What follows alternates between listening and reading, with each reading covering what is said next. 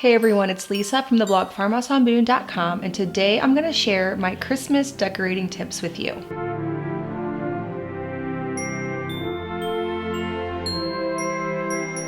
So this video today is in collaboration with my friend Emily over at Mama from Scratch. She has a wonderful YouTube channel where she shares lots of home and cleaning and lifestyle videos. She is also going to be sharing her Christmas decorating tips with you and lots of other Christmas content this season. So be sure that if you are not following her yet to head on over to her channel and give her a follow. She and her family are so fun to follow along with over there at Mama from Scratch.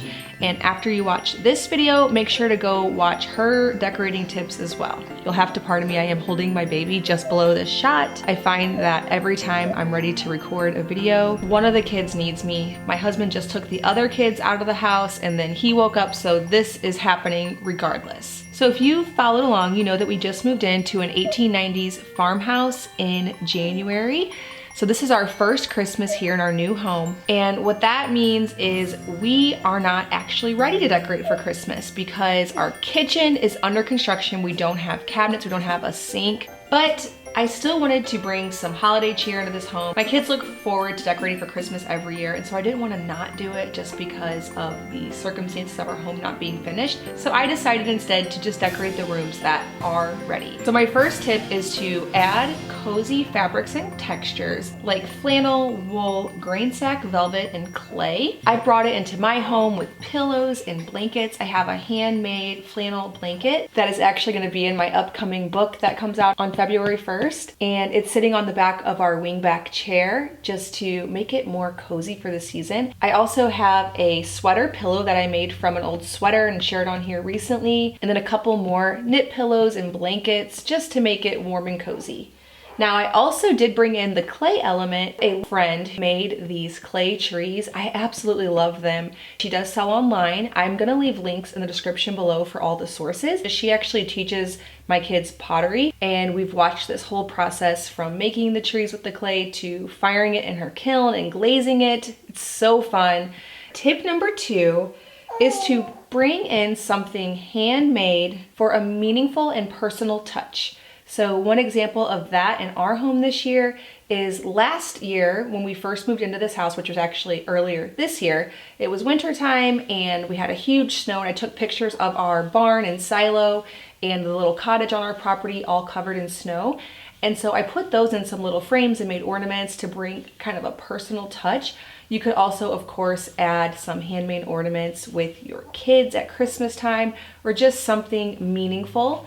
I like to make a lot of my own ornaments. I have a few tutorials on here of those, but I think it just brings such a personal touch and it makes your home unique and one of a kind. My third tip is probably my favorite one and kind of one that I rely on year after year, and that is to bring in a lot of greenery and natural elements. One reason that's great is, of course, it's cheap. So I just went out to a tree on our property and cut a whole bunch of branches to add to the tops of armoires and hutches and to make garlands. You could also make a wreath. On this channel I have a tutorial for a DIY greenery wreath. Of course, you can use all of the popular ones like cypress, pine, fir, and spruce. But also I love to do eucalyptus, and then herbs like rosemary are also beautiful for the Christmas season. I also love that even if you change your theme up, so let's say one year you're doing a red Christmas or a blue Christmas, or even I've seen some beautiful pink Christmases, greenery is neutral enough to go with any of them, and so you could change your theme, but you're not gonna go wrong with greenery. Whether it's fresh or faux, greenery is a beautiful addition to your Christmas home. All right, number 4 is to add a separate tree for the kids. So I always love to have my pretty tree that's themed and that looks so nice in our family room. Even in the last house, I really enjoyed doing that. But of course, kids like to put all of their fun little ornaments and of course all their handmade ones too. This year, I decided to bring another tree upstairs into the kids' bedroom and just let them have at it. So they put all of their own lights, and a lot of the ornaments that I received as a child, I was in several of those Hallmark ornament collections, and they also got some from the local craft store that they painted, and it's just all kinds of fun for kids to have something that they have complete freedom over decorating. Now, if you're not a blogger, you might just do that on your main level. But for me, I think that's a really fun way to make the holidays meaningful for the kids, but yet still be able to photograph this room, which I need to for the blog. And then it's nice to enjoy kind of a pretty tree that mom gets to decorate. All right, the fifth tip is stockings everywhere. I used to think stockings were just for mantles, for kids to open up Christmas morning, but I actually started collecting quite a few stockings over the years. My mom got the kids a collection of beautiful red personalized stockings, and then I have a bunch of different color stockings that were from my online shop that I used to run. I also made some last year that were made from sweaters, so I have quite a collection of stockings.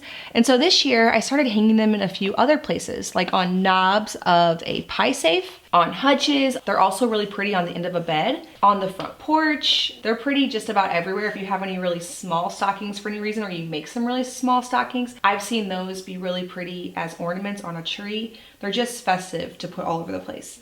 All right, number 6. So fire, as we all know, is cozy and warm for the holidays, but if you don't have a fireplace, which we do not, we hope to eventually get a wood stove, but at the moment we don't, you can also just add in that cozy touch of fire by bringing in some candles. So I have some handmade dipped candles. That's another tutorial that's in my book. I just wrap them with a strip of paper bag and twine. I actually got the idea whenever I was at Target. I saw that they had some sitting out like that, and I thought, oh, I have beeswax candles at home that I could wrap like that and set out on a table or a hutch just to look really pretty and festive and bring in that warmth that candles add.